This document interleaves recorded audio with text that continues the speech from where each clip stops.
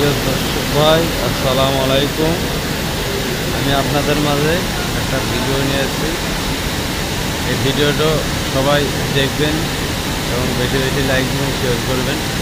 দেখেন, এটা কাপড় বানানো মেশিন। একটা সুতা যদি ছিঁড়ে যায় সঙ্গে সঙ্গে অটোমেটিক বন্ধ হয়ে যায়। এই দেখেন কতগুলো সুতো, দেখেন